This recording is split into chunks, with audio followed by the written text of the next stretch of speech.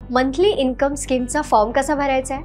Monthly income स्कीमचा form तुम्हाला post ऑफिसमध्ये जाऊन ऑफलाईन भरायचा आहे. त्यासाठी नॉमिनीचं हजर असणं गरजेचं आहे. आता या सगळ्या गोष्टी झाल्या. पात्रता काय, फायदे, स्कीम काय आहे, फॉर्म कुठे भरायचा आहे, या गोष्टी आपण पाहिल्या.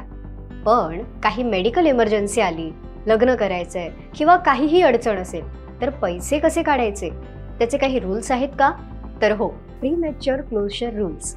MIS खाते उघडल्यापासून 1 वर्ष पूर्ण होईपर्यंत तुम्ही ते खातं बंद करू शकत नाहीत. जर खाते 1 ते 3 वर्षांच्या दरम्यान बंद केलं असेल तर जमा केलेल्या रकमेतून 2% वजा म्हणजेच डिडक्ट केलं जाईल. जर 3 वर्षांनंतर MIS खातं बंद केलं तर जमा केलेल्या रकमेतून 1% वजा केला जाईल.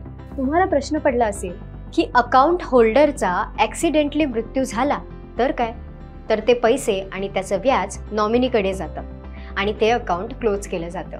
नॉमिनी ते अकाउंट पुढे कंटिन्यू नाही करू शकत.